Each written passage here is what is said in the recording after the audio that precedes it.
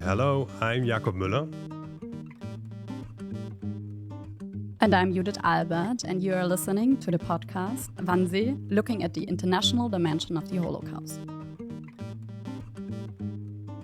In each of our episodes, we are going to focus on one country, and we are going to try to give a personal impression of the experience the persecuted people made during the Second World War.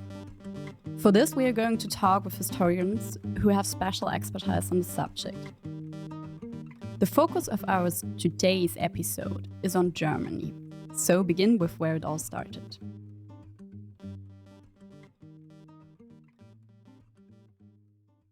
Today we talk about Leo Baeck, one of the leading thinkers of liberal Judaism in the 20th century and the most prominent figure of German Jewish community during Nazi time.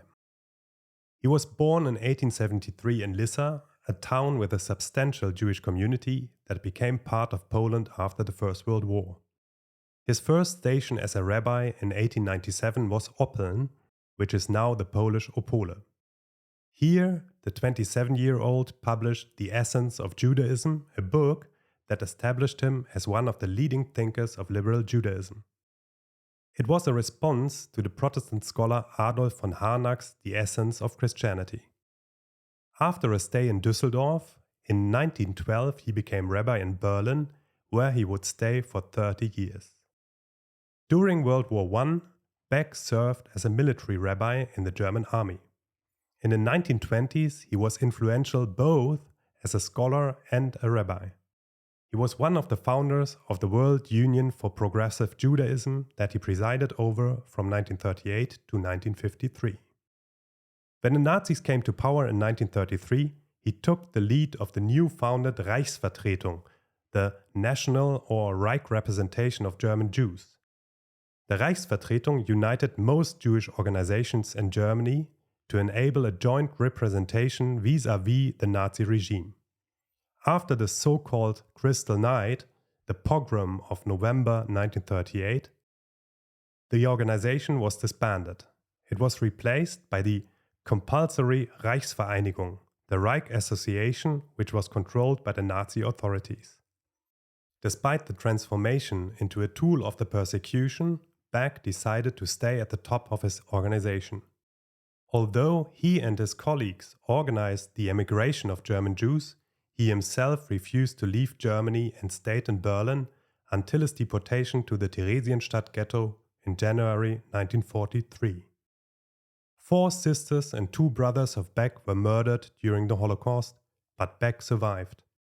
He continued to be one of the most important personalities of liberal Judaism until his death in 1956. For our podcast, we are honored to talk about Baeck with the renowned historian Michael A. Meyer. He was born in 1937 in Berlin. His family and he managed to immigrate to America in 1941. He was professor at the Hebrew Union College Jewish Institute of Religion in Cincinnati, Ohio, for over 50 years.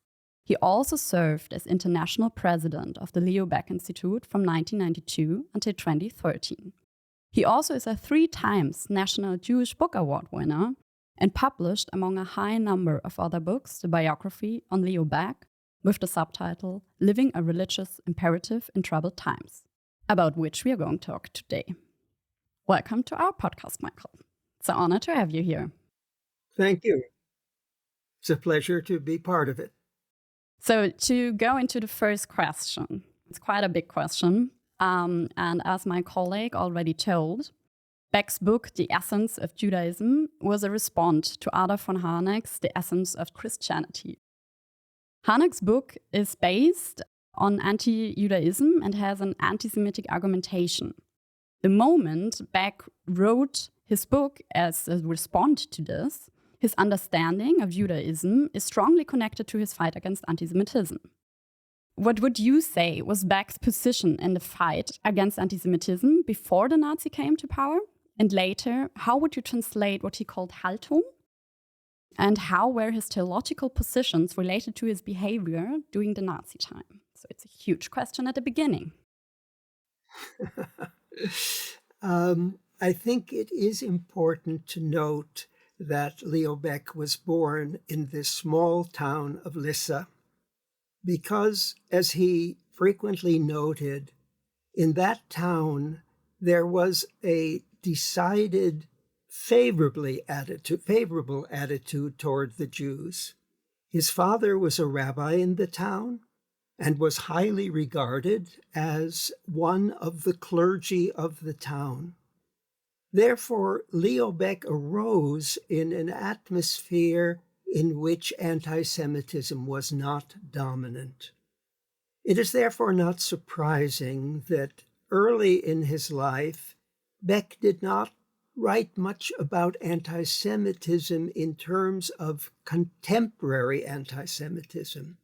He did write the book in answer to Harnack because Harnack had not so much attacked Jews in the present, but had argued that in ancient times, Jesus had been a moral individual, whereas Jews in their religion were far inferior theologically than were the Christians, because the Jews, as Harnack had argued, were stuck in an extreme legalism. Baeck, in that book, argued that quite to the contrary, the Pharisees, the early rabbis, had a religion that was in the prophetic tradition and stressed ethics of a level no lower in any way than that of the early Christians. Yeah, but it's fascinating Go ahead. that Baeck dared to challenge Harnack, because Harnack was one of the leading theologians of his time. He was the first head of the State Library. He later on was the first head of the Kaiser Wilhelm's Institute, that was the leading research institution in the German Empire. And there is a 27-year-old from Oppeln, which is a small provincial town, who dares to speak against this man who's really someone in the empire. One would have to use the Yiddish expression chutzpah. Yeah. He had a certain amount of chutzpah in doing that.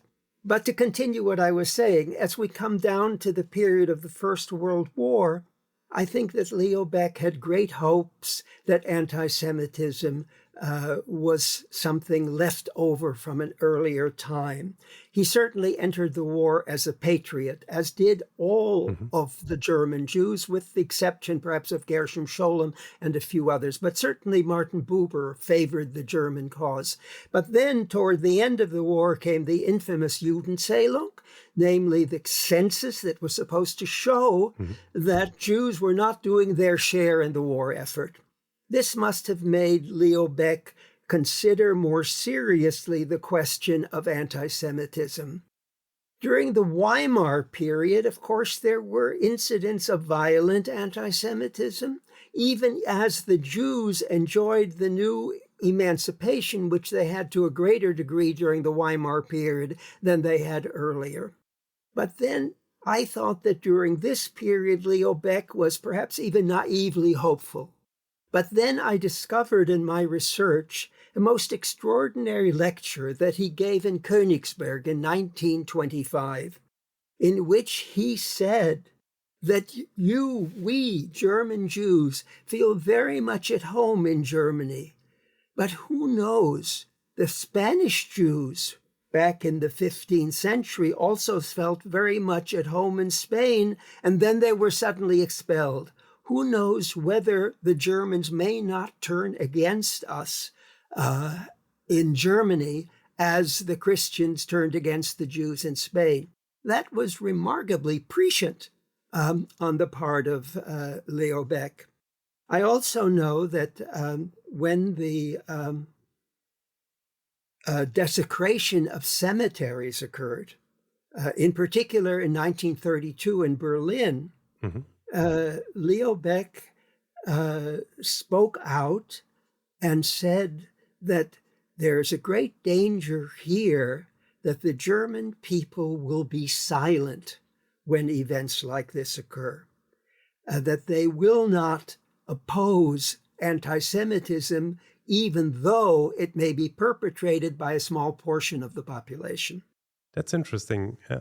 And then, of course, during the Nazi period, Leo Baeck could not help but be aware that there was an ever increasing amount of anti-Semitism, and that it required more and more effort on the part of the Jewish community to get the Jews out of Germany as quickly as possible. Okay, but was that the case? Because when I read some more critical texts on Baeck, then very often it said that he was far too optimistic about what could be done about the situation of the Jews when the Nazis came to power.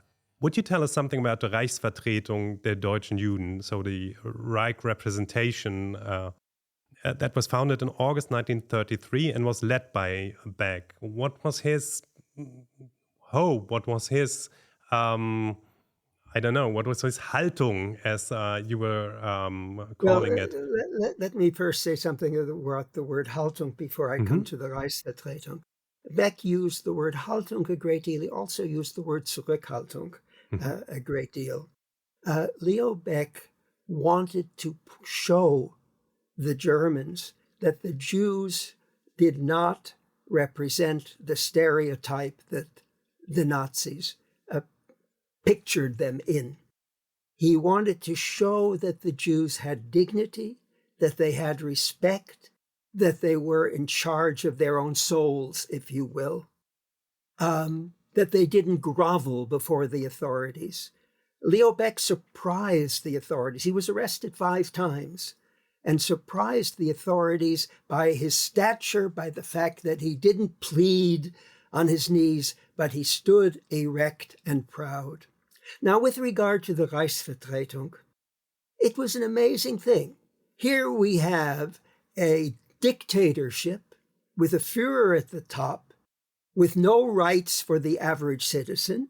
Yeah. And within that German Nazi state, there was a democracy called the Reichsvertretung, in which the representatives were duly elected, in which there were different factions expressing their views, in which there was exactly the kind of society that the Nazis didn't allow for Germany as a whole. One might even say possibly that there was a continuation in the Reichsvertretung of the democracy of the Weimar Republic. But why did the Nazis allow for that? That's a miracle, because we know there were plans of the Nazis to have a Jewish council, but why did they allow to have, you call it a democratic anomaly, within a dictatorship? I think the Nazis at that early stage in 1933 wanted to have an address that they could turn to with regard to the Jews. And therefore, although the Jews of Germany until that time had never had a strong national organization, here the Jews and the Nazis both saw the need for having a central authority for the Jewish community. And of course, it became more and more necessary for the Jews to have such a central authority to take care of matters that became more and more urgent, such as taking care of the poor, which the Reichsvertretung and then the Reichsvereinigung did, because the Jewish community was becoming ever more impoverished as the young individuals, those who were employed and wage earners, left for Palestine or Israel, leaving an older community that required financial assistance. So the Reichsvertretung performed an important function in the Nazis' eyes, but an even more important function, I would say, in the eyes of the Jewish community. So they were organizing welfare, schools, emigration. So that were the central tasks. All of that, yes. For and Baeck was the one who was able to provide a symbol of that unity by standing at the apex of that organization as its president. Yes. And I mean, shortly after the pogrom of November 9th, the Reich representation was transformed by order of Reinhard Heydrich, who also headed the Wannsee-Konferenz later on in 1942. So by order of Reinhard Heydrich, it was transformed into a compulsory organization. So it was not democratic anymore, but the leadership stayed on. So it was still Leo Baeck, and it was Heinrich Stahl from the Berlin community, and Otto Hirsch as Leo Baeck's right hand. So why did they decide to remain in their positions? I think they decided to remain in their positions because who would have replaced them? Mm-hmm. They were the ones who enjoyed the support of the broadest section of the Jewish community, whether it was Zionist or non-Zionist, whether it was traditionally religious or not traditionally religious. Baeck represented an intermediate position that made him persona grata across the widest spectrum. I don't think anyone else could have been found to take his place. The Nazis, moreover, wanted the continuation of some kind of a Jewish central authority. It was easier for them to control the Jewish community if there was one person that they could hold responsible. Mm-hmm. So I would say that the Reichsvertretung, which was basically under the thumb of the Gestapo, served an important function in enabling the Jews, even with the limited amount of freedom that they had, to carry out their social welfare objectives, and as time went on, even more so, able to work with authorities of Jewish communities outside of Germany to hasten the emigration of Jews. Okay. Coming to the beginning of the Second World War, with the beginning in summer 1940, the first mass deportation started. This became the next escalation in the persecution of the European Jews. With the first regional deportations in 1940, the Reichsvereinigung protested and informed the international press. But in 1941, they decided to cooperate in the deportations. So what was the reason for the change of mind? In 1940, a protest was issued. It was written by Julius Seligson, and Otto Hirsch was also a part of that. Mm-hmm. The result was that both of these men were arrested and were murdered. It became quite clear that to engage in such actions resulted in retribution. A case that occurred later was even more extreme. In 1942, a group of Jewish communists under Herbert Baum tried to set fire to a Nazi exhibit which was intended to show how terrible life was in the so-called Soviet paradise. They were apprehended. 5 of the Jews who were part of that group, it was basically a Jewish group, not only were they executed, but 100 Jews for every Jew that had participated in that was executed. It thus was clear that protests, whether they were verbal protests or whether they were protests such as that of the Baum Group, would result in retributions many times beyond in numbers the individuals who actually had engaged in them. It simply was not productive. It was counterproductive, and therefore Baeck realized that it made no sense to do that at all. Better simply to concentrate on trying to get Jews out, or later on to get Jews into the underground. And one of the things that Baeck did through a black box that he had at the Reichsvereinigung was to gather funds that could be funneled to individuals who had decided to try to survive underground during the later Nazi period. I have one question on Otto Hirsch, because in your book there's this famous quote when Hirsch was arrested many times. When he was arrested on 9th of November 1938, Baeck, who was himself not arrested, went to the Gestapo and asked for his relief. And they asked him, well, is he your right hand? And he answered, no, I'm his left hand. How was the relationship between Baeck and Hirsch, who was murdered so brutally in June 1941 in Mauthausen, as you said, after he protested against deportations? The relationship between Baeck and Hirsch was very close. Not only did they complement each other, Baeck was the spiritual leader, the one who built up the morale of the community. Hirsch was the practical diplomat and administrator. But not only that, but they saw Judaism similarly. They were both liberal religious Jews. They would celebrate Passover together, for example. Otto Hirsch had read the works of Martin Buber and Franz Rosenzweig, the Jewish philosophers. Mm-hmm. In other words, there was a real relationship, not just of a business sort, not just of a practical sort, but they were on the same wavelength, let me say that. Were they friends? They were definitely friends. They were close friends. The loss of Otto Hirsch was a terrible blow for Leo Baeck, mm-hmm. not only because he needed him, as you indicated, but also because there was such a close friendship.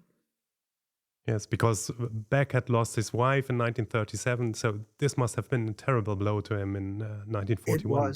It was, and he turned, interestingly enough, after that, to a woman named Hanna Karminski, mm-hmm. whose office was very close to his own, and with whom he could speak, as he said, on any subject. Hanna Karminski was in charge of the social welfare program under the Reichsvertretung and the Reichsvereinigung. And she, like Leo Baeck, had made the decision to remain in Germany out of a sense of responsibility. This sense of responsibility is something that I would stress as far as Leo Baeck is concerned. Unlike other thinkers who their thought is here and their actions are here, for Leo Baeck, if you believe in justice, you have to act for justice. He used an interesting expression, which I mention in my book, verpflichtendes Denken, thinking that obligates. If you believe in justice, you have to act for justice. If you believe in peace, you have to act for peace. He was certainly an idealist, and I think that is also why he enjoyed such wide respect, because he was a person of integrity. He was not out for himself. He felt he had an obligation to the community. Okay. Thanks for that explanation. What we are interested in from Haus der Wannsee-Konferenz is in January 1942, the Wannsee-Konferenz took place, right where we sit right now. Was there something that changed in Baeck's tasks and his position after 1942? So what were the specific consequences of the Wannsee-Konferenz? I did not find in Baeck's writings a specific reference to the Wannsee-Konferenz. So I really don't know. All I know is that in 1942, he was desperately trying to get Jews out of Germany. By that time, the deportations, of course, had already begun. They began in large numbers in Germany in the fall of 1941. And Baeck himself, of course, was deported then to Theresienstadt in January of 1943. So I did not find a reference to the Wannsee-Konferenz, but I certainly would see it within this pattern of Nazi anti-Semitism moving from get the Jews out of Germany, to destroy the Jews. And there is one more question. Did he know about the mass murder by gas? That is one of the controversial questions. There is evidence that Leo Baeck knew that if Jews were transported to the east, there would be disaster for them. He knew about the trucks that had the exhaust pipe going into the area where the people were being transported, and the fumes, the carbon monoxide, killing them. And later he did know, when he was in Theresienstadt, that the transports to the east would result in, a disaster. He didn't know exactly, but probably murder of the Jews that were taken to the death camps in the east. So why did he not tell people about this in Germany and in Theresienstadt? And I think the following are answers to that question. Number one, the suicide rate had already gone up very sharply in the course of the 1930s. And he was concerned that if the Jews in Berlin or in Theresienstadt knew what their fate would be, they would choose to kill themselves rather than to live on. Their hope would have disappeared. That was one reason. Secondly, he considered that even those that were transported east might survive. And if they chose to take their own lives, obviously they would not. And there were individuals who, after the war, said to Baeck, "I am glad that you did not tell us, because I might well have taken my life, and this way I survived." And finally, I would say this. In those days, it was the common practice not to tell patients who were suffering from a fatal illness that they would die within 3 months, because one thought it best not to take away the hope that still remained, and that they would then live their few remaining months in despair out of the knowledge that they would die so soon. Now, today we think differently. We think that individuals who receive a medical decree that they have only so many months to live should be told that. But that was different at that time, and Baeck may have been a part of that. But there is one other thing that I would say about that. Yeah. There's an expression in the Talmud which I think applies here, and that is, don't judge your neighbor unless you have been in his or her place. In other words, I think that one cannot really render a judgment on something like that without having oneself been in such a situation. After the war, there were people like Hannah Arendt who said he made the wrong decision, and there were others who said he made the right decision. And that's right. But it was very, very controversial. And I also thought it that still is controversial today among scholars. That of course you have to point to the fact that Baeck made the decision to remain in Germany, although he had the chance to leave the country, and he did that out of a feeling of responsibility to those who were dependent on the help of the Jewish organizations. But yes, it was very, very controversial. And as I worked in Belgium, there was an attack by Jewish partisans on the representatives of the Jewish Council there to stop them from handing out the letters for deportations, to warn people to go into hiding. So even during the war, there were different perspectives on that. But okay, we would like to go to the time when Baeck got deported to Theresienstadt in January 1943, as you already told us. In your book, you gave us a short description Baeck made a memorable passage of recollections.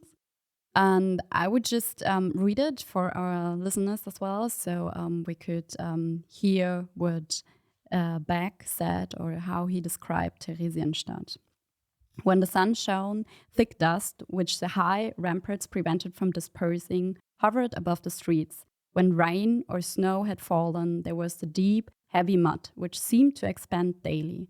And from everywhere and to everywhere came the vermin, the great host of the crawling, jumping, and flying against the starving. A persistent battle, day and night, month after month, year after year. That was the world. The mass swallowed the individual who was looked into multitude even as he was encased by confinement and dust and mud, by swarming hordes of insects, by hunger that seemed never to want to end. Concentrate in a camp where you could never be with yourself alone. So, could you tell us about the time of Baeck in Theresienstadt, and could you tell us something about his role there? He had a number of roles. One of the roles was to be rabbi, and one should remember that his entire life stressed the fact that he was fundamentally a rabbi. So he performed rabbinical duties. He performed many, many funerals because so many individuals died of hunger and died of typhus and other diseases, including some of members of his own family. He tried to console. He tried to raise morale. And he also gave lectures. And that, I think, is very significant because he remained also the scholar. He had taught at the liberal seminary in Berlin for many years, and he continued to do that, and people came to hear him, and he could raise their spirits. They could feel that there was something about them that was not simply prisoner, but was human being with an interest in philosophy, with an interest in history, with an interest in religion. And Baeck was the most popular of the lecturers. There were other and he was lecturers, speaking on including the ancient, woman who was the first woman to be a rabbi, Regina Jonas, who also gave lectures, particularly on Jewish rituals and Jewish family life. So that Theresienstadt, which I call a ghetto rather than a concentration camp in my book, because there was an opportunity to engage in intellectual and cultural activities. And Baeck was very much a part of that. He could make people feel that they were human beings, even under such inhuman circumstances. And what was he lecturing on, Michael? He was lecturing on ancient philosophy. Is that right? He was lecturing on Jewish and non-Jewish subjects. Okay. He was lecturing on Plato, and he was lecturing on Maimonides. He was lecturing on Jewish history, and he was lecturing on Greek history. He mixed both, because remember that liberal Jews in Germany had had a secular education. In fact, they probably knew a good deal more about Plato than they knew about Maimonides.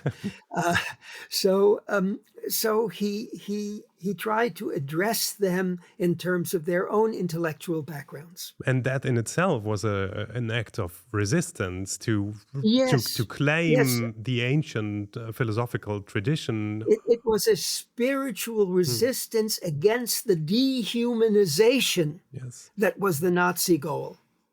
Could you just repeat what you said about Regina Jonas? I couldn't about hear what? it. Regina Jonas, the first woman rabbi. Could you repeat that? I didn't get that. Yeah, Regina Jonas had decided to study at the Lehranstalt für die Wissenschaft des Judentums, as it was called at that time, the liberal seminary in Berlin. In 1935, she was ordained by a German rabbi, Max Dienemann. We know that Leo Baeck, in a document that I was able to see, called her his colleague. In other words, he recognized that she was his colleague.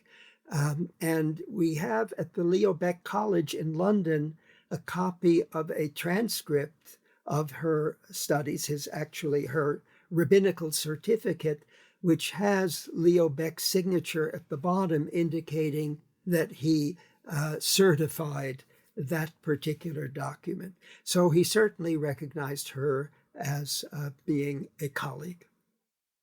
Okay. So Baeck survived Theresienstadt, and you describe in your book a very remarkable meeting that he had shortly before the liberation with one of the participants of the Wannsee-Konferenz, with Eichmann himself. So Eichmann visited the ghetto in April 1945 and was, according to Baeck, surprised to find him alive. Do you have any explanation how something like that could happen? Because it's hardly to believe that they just took someone with the same name for Leo Baeck, with someone so prominent. All that I have been able to discover is that there was a Rabbi Baeck from Moravia, spelled his name differently, B-E-C-K, not B-A-E-C-K, who had died. Apparently he had died in Theresienstadt itself. So word got out that Rabbi Baeck had died. Okay. And somehow that then led to the assumption that Leo Baeck had died. Now, maybe somebody propagated that idea in order to protect Baeck. I really don't know the details. I don't know that any of the details have been preserved. It was extraordinary that it happened. When Eichmann came and said, "I thought you were dead," Leo Baeck took it as an indication that he soon would be dead, because Yes. Eichmann, having found that he wasn't dead, would make sure he would be dead very soon. But apparently that didn't happen. So it is a bit of a conundrum that he was able to survive, and during the last months before liberation, took a leading role also in the administration of the camp, but only after the deportations had ceased. But during the very difficult period when sick individuals from camps in the east came to Theresienstadt, and when typhus was everywhere, Baeck remained at the camp and remained there even after liberation, as long as he could be helpful, even though he could have left earlier. Okay. Again, a sense of duty, of a responsibility. As we are near to the end of our conversation, I would also like to talk about Baeck's life after the war. So, how did he cope with all that he had suffered? And one more question, were there also theological consequences of the Holocaust in his own thinking? Well, after the war, Leo Baeck lived in London, where his daughter, son-in-law, and granddaughter lived. But he came to the United States, to the institution where I taught, the Hebrew Union College in Cincinnati, Ohio, to give courses there as well. He also spoke in Germany and met some of the Christian leaders who had been anti-Nazis, such as Otto Dibelius, for example, or Cardinal Faulhaber. He developed a close relationship with Theodor Heuss, the first president of the Bundesrepublik. He tried to get restitution funds for the German Jews. He was very much concerned with that, and also with getting some of the books, Jewish books that had been confiscated, to London, where eventually a rabbinical seminary was established that would bear his name, the Leo Baeck College in London. With regard to the Holocaust, it was a trauma for him. He would write letters from London to individuals who had survived and who had asked whether he had seen their relative in the camp, in the ghetto. And he would recall what it was like, and it would cause nightmares. As a theologian, Baeck did not attempt to justify what was happening in terms of a theology. He rather chose to walk in the footsteps of the biblical Job, who understood that God's nature could not be known. Baeck had stressed in his theology all along the idea of Gebot, commandment, the ethical commandment. Ethics was at the heart of his religion. But after World War I and the devastation that he saw there, he said there must be as well an understanding of divine mystery. One can know what God wants from us, love your neighbor as yourself, but one cannot know the nature of God. One can know the nature of Judaism, but one cannot know the nature of God. It remains a mystery, and it would be an insult to those who perished in the Holocaust to suggest that maybe they died on account of their sins. Mhm. Baeck would never make a statement like that. So for him, Judaism consisted of Gebot and Geheimnis, the commandment, which meant the ethical commandment, and the mystery of God, which was inexplicable to human beings. Okay.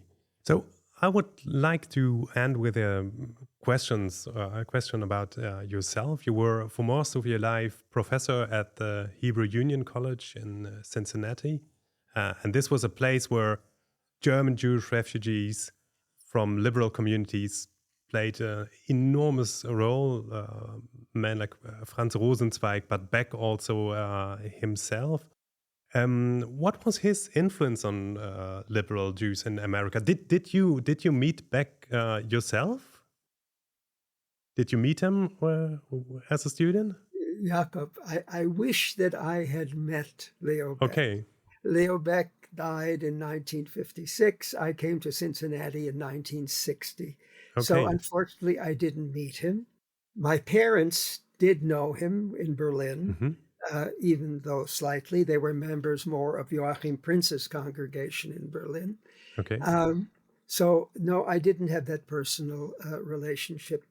But Leo Baeck, from the time that the World Union for Progressive Judaism was established in 1926 until his death, he was considered the spiritual leader, along with Claude Montefiore from Great Britain, of the World Union for Progressive Judaism.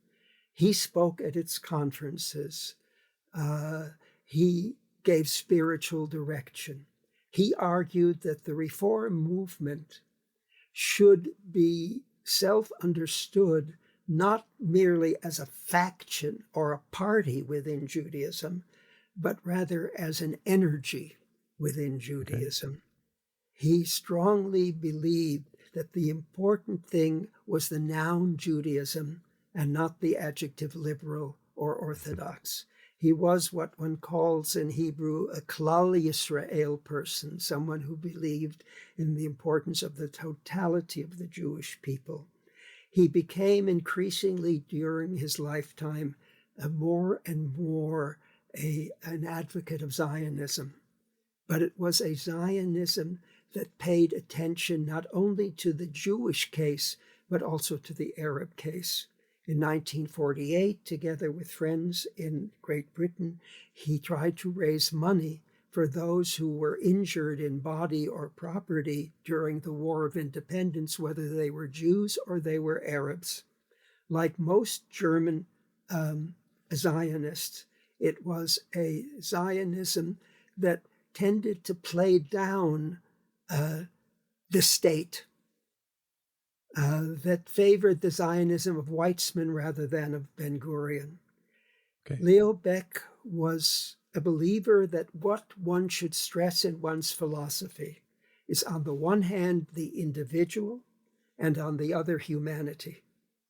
And that one should not under any circumstances, do what Nazi Germany did, and that was to make the state virtually divine. He was very reluctant to favor any form of statism, especially after World War I, and even more after World War II. Okay. Thanks. I have like a question because we still have some time.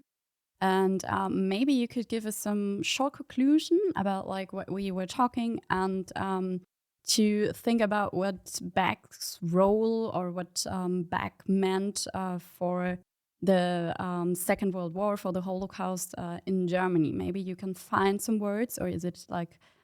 All right, let me say something about Leo Baeck and Germany after World War II. Initially, Baeck believed that there should not be again a Jewish community in Germany. He believed that the soil was poisoned by Nazism. He believed that the majority, or really all of the German people, were responsible. But in the course of time, his views changed. In the course of time, after the Christian church, the Protestant church in Germany, finally came around to recognizing its own role, and after a Jewish community did establish itself in Germany, Baeck began to believe that it would be possible to have a Germany that was post-Nazi. He had been very disappointed about the academics in Germany.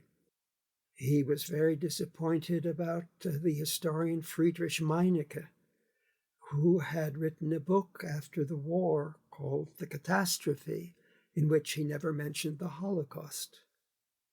He was upset by what he called the bankruptcy of the academic establishment in Germany, and, of course, also the bankruptcy of the church in Germany, that the Protestant church, the Lutheran church in particular, had not seen it as its role to undertake a moral critique of the Nazi state, with the exception of that small confessing church of Karl Barth and others.